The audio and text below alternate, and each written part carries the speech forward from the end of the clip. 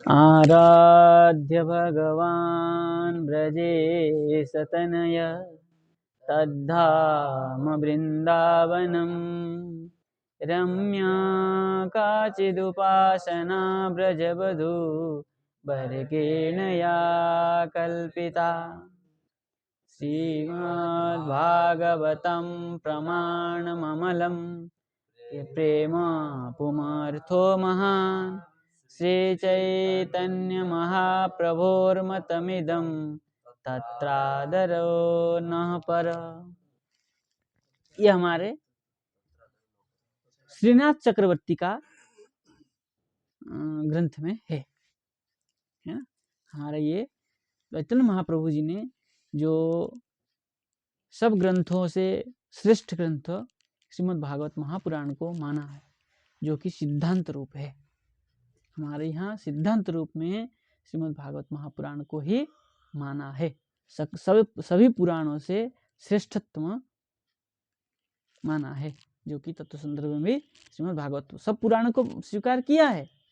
कृष्णदास कविराज गोस्वामी कह रहे हैं, सर्वत्र प्रमाण दिवे पुराण वचन, लेकिन पुराणों में भी जो श्रेष्ठ है वह श्रीमद् भागवत महापुराण है।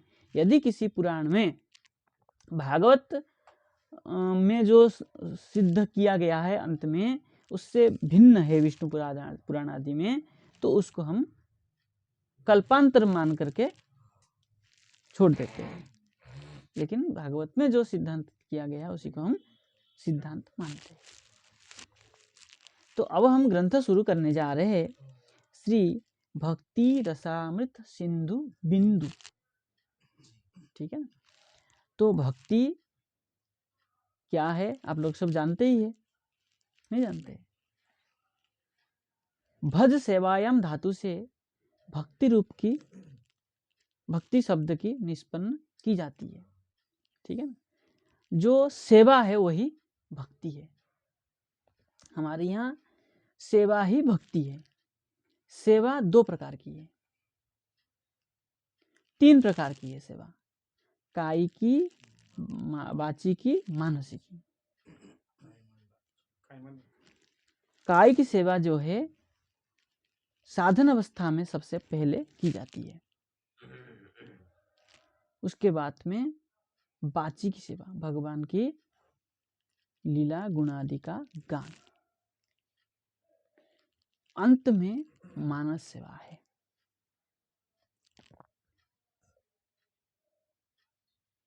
कायिकी, वाचिकी, मानसिकी, इस प्रकार हमारे यहाँ तीन सेवा है, ठीक है ना। उसी में ही हमारे यहाँ जो है सामान्यतः उपासना दो प्रकार की है, एक मुख्या उपासना, एक गौणी उपासना।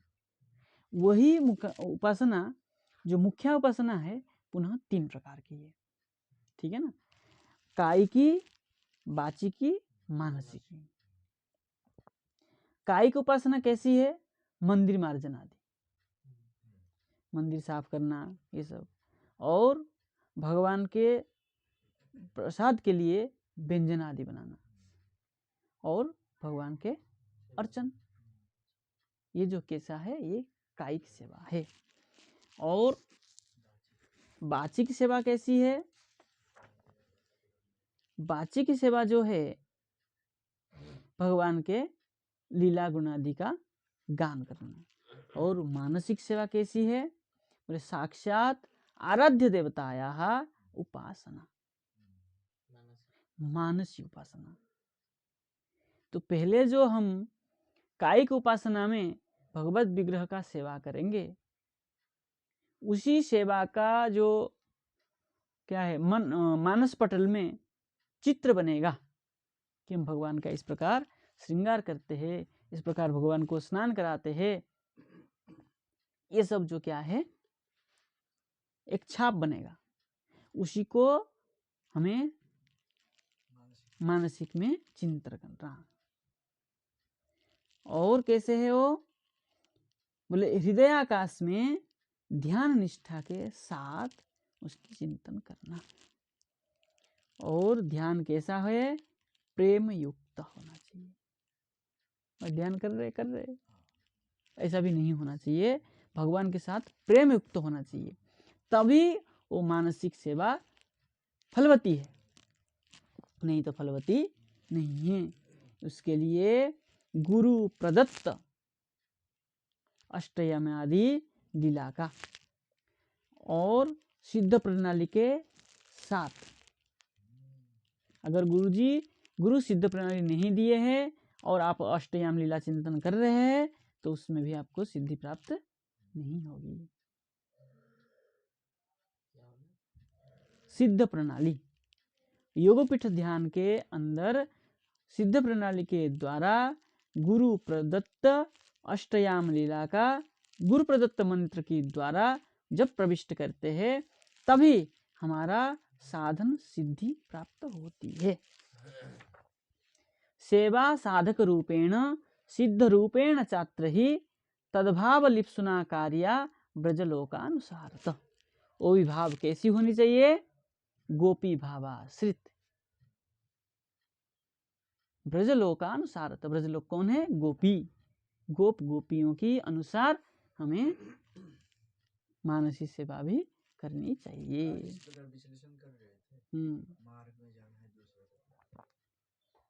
तभी जा करके उसकी होगी। ये है हमारे उपासना सेवा, ठीक है ना। और बाकी तो उपासना बहुत कुछ है। हाँ, गौण उपासना भी है। जैसे किसी को कुछ देना, दान आदि के द्वारा जो उपासना की जाती है वो सब गौण उपासना है। मांगते हैं उसको, मांगना होता है तब उपासना गौण हो जाता है। हम मांग नहीं रहे, हम कुछ दान आदि देते हैं तो पुण्य हो जाता है। हाँ, वही जो गौण उपासना है। उस उस उपासना के केवल उसी उपासना करेंगे तो आना पड़ेगा, लेकिन उस पुण्य के द्वारा क्या है, ये मुख्य उपासना में सहायक होता है। जिस प्रकार एकादशी वैष्णव लोग करते हैं उसको भगवत कृपा बन जाता है। हाँ, परंतु दूसरों को क्या होता है, जो फल मांगते हैं हाँ, मिलता है। और इसमें जो गौणी उपासना है, जो उपासना के लिए प्रेरित करता है, वो भी उपासना का ही अंग है, लेकिन गौण उपासना है। जैसे किसी ने किसी को उपासना के लिए प्रेरित किया कि आप एकादशी करिए, उससे भी उनका उपासना हो रहा है, लेकिन वो गौणी है, मुख्य उपासना नहीं है। जब स्वयं एकादशी करता है तभी उसको फल मिलता है। किसी को जो प्रेरित करता है वो भी उपासना का अंग है। किसी को नाम के लिए प्रेरित करना वो भी उपासना का अंग है, लेकिन गौणी उपासना है। स्वयं नाम करना मुख्य उपासना है, दूसरे के द्वारा दूसरे से करवाना, दूसरे को करवाना वो उसके लिए करेगा, लेकिन जो निमित्त बनता है वो गौणी, वो भी उपासना है, भक्ति का अंग है, लेकिन वो गौणी है, मार्ग दिखाने वाला भी। इसका भी कुछ लाभ होता है, उसका भी पुण्य मिलता है। जो जन कल्याण के लिए भी करते हैं कि दूसरे को उपदेश देते हैं कि आप उपासना करिए, उससे भी स्वयं का लाभ है। इस प्रकार जो सेवा है ना, ये सेवा कैसे है? भज धातु से उत्पन्न है, ठीक है। इसी को हमारे यहाँ क्या कहते हैं? भक्ति। खुद जो नहीं कर रहे दूसरे को बोल रहे, जो कथा कर रहे कुछ नहीं करते दूसरे को भजन का उपदेश दे रहे, वो क्या होगा? उससे भी उनको कुछ ना कुछ पुण्य मिलेगा। गौणी उपासना है, मुख्य उपासना नहीं है वो, इसलिए तो मुख्य उपासना नहीं माना। महाप्रभु का तो उद्देश्य ऐसा नहीं। महाप्रभु बोले कि आप स्वयं आचरण करिए। हाँ, देखिए यहाँ पर जो स्वयं आचरण करके दूसरे को आचरण करवाता है उसका वाणी की प्रभाव पड़ता है उसमें, इसलिए महाप्रभु की वाणी के प्रभाव पड़ा, बाकी लोगों के प्रभाव नहीं पड़ा। भक्ति काल में तो बहुत आचार्य हुए उस समय, किसका इतना प्रभाव पड़ा है? क्योंकि लोग केवल कह गए, किए नहीं। कितने लोग आए कौन जानता है? उस समय भक्ति काल माना गया है, उस 1500 साल को भक्ति काल माना गया, 1400 से 1500 को। कितने लोग आए उस समय? किस किस को लोग जानते हैं? गिने चुने 4-5 लोगों को जानते हैं। भगवान स्वयं आचरण, हाँ, जिन्होंने आचरण करके दिखाया, मीराबाई हुए, आचार्य हुए, रामानंद आचार्य हुए, जीव गोस्वामी आदि आचार्य हुए, ये सब जो स्वयं करके दिखाया, इन लोग को लोग जाने, बाकी तो कितना लोग किए उस समय, है कि नहीं, उनका कौन जानता है आज। इसलिए महाप्रभु ने जो पंथ दिखाया कि करके दिखाओ कि ऐसे भक्ति करनी चाहिए, उसमें क्या हुआ, उसमें दोनों हुआ, मुख्या भक्ति गौणी भक्ति। जो किए स्वयं वो मुख्या भक्ति में आया, जो दूसरे को करवाए वो गौणी भक्ति में आया, तो दोनों से लाभ हुआ और उसी का ही प्रभाव पड़ा लोगों के ऊपर। बाकी भक्ति के तो व्याख्या करेंगे तो पूरा ग्रंथ ही भक्ति के ऊपर व्याख्या करेंगे, लेकिन भक्ति शब्द की व्याख्या जो है इतना ही है। इस प्रकार भक्ति के रस, प्रत्यय में तीन प्रत्यय, तीन तीन भाविक तीन, तो क्या हुआ, भक्ति, इस प्रकार भक्ति में जो रस है, ठीक है ना, तो श्रुति भी कहती है रसेवा क्या है, रस एव लब्ध्वा आनंदी भवति। उस रस, जिस रस को ब्रह्म रस को, ब्रह्म कैसी ब्रह्म है, कैसा ब्रह्म है वो, बोले भक्ति स्वरूप ब्रह्म।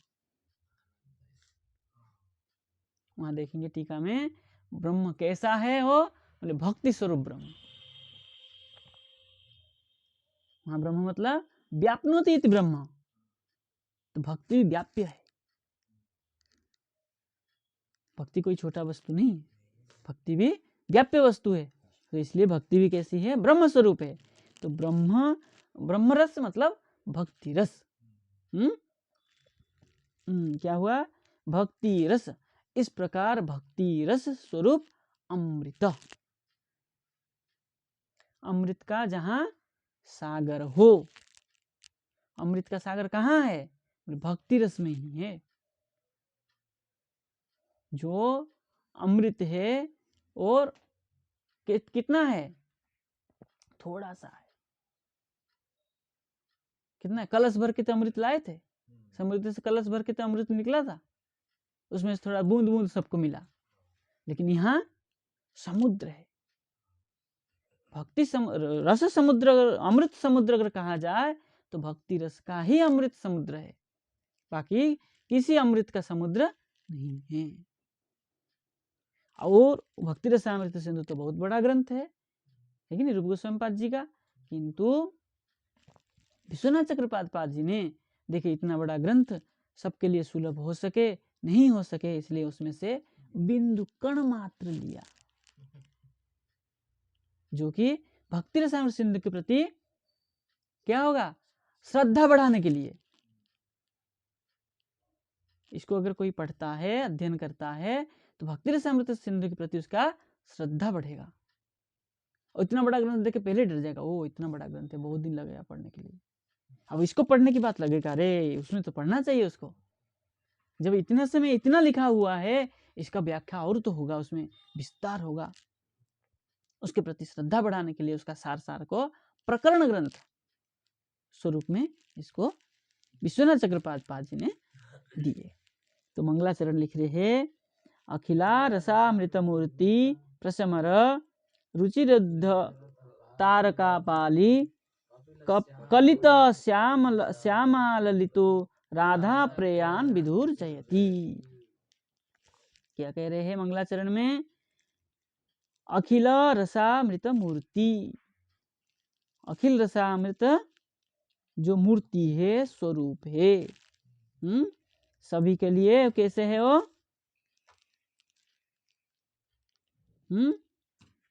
अखिल मतलब वही सिंधु स्वरूप है ना, जितना भी है संसार में सबका रसामृत मूर्ति क्या है, वो ग्रंथ भक्ति रसामृत सिंधु।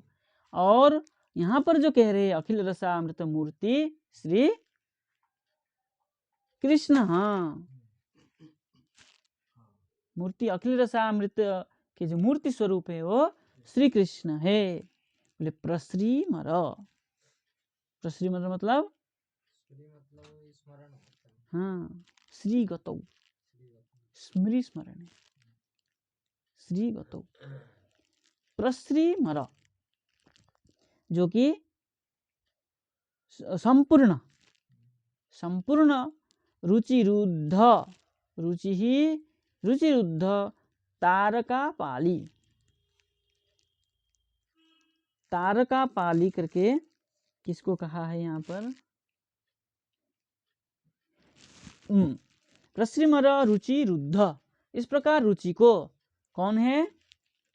रुचि रुद्ध तारक, रुचि रुद्ध से जो क्या कर दे? तार कर दे, मतलब पार कर दे। ऐसे तारक, तारका पाली, पाली दुखते, हाँ नहीं नहीं नहीं, नहीं। क्या है, उससे किनार में लगा देना।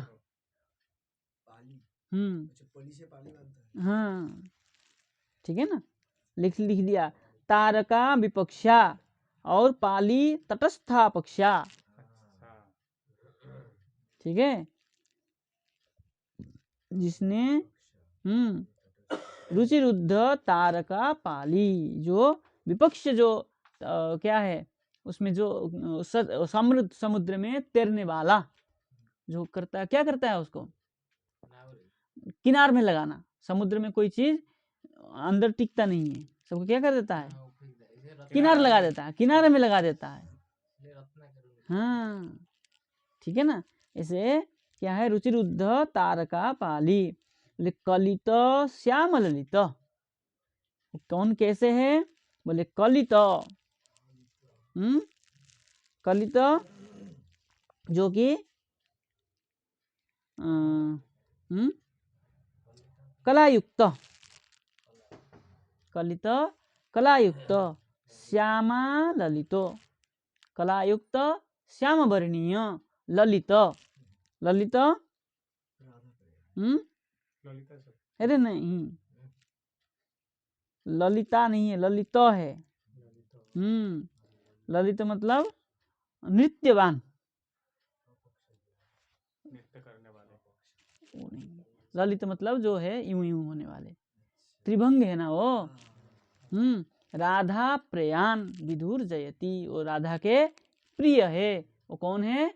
श्री कृष्ण है, उनका विधुर जयति, जय हो, ये है।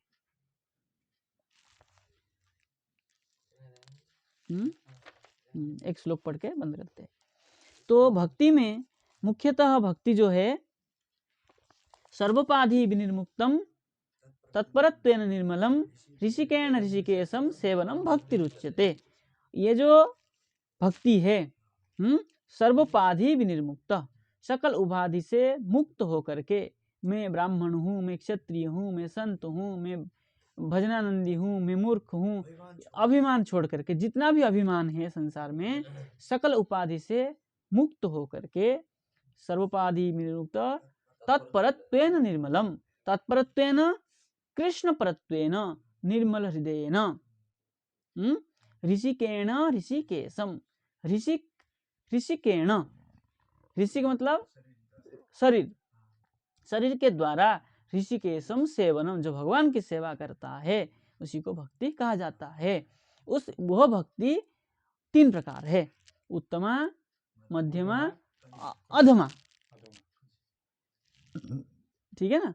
तो ये 3 प्रकार की भक्ति है, उसमें से यहाँ पर उत्तम भक्ति की व्याख्या करने जा रहे हैं। अन्या विलासिता शून्यम ज्ञान कर्माद्यनावृतम अनुकूल्येन कृष्णानुशीलनम भक्तिरुत्तमा, इस प्रकार भक्ति को उत्तम भक्ति कहा जाता है। इसकी व्याख्या हम कल करेंगे। राधे श्याम।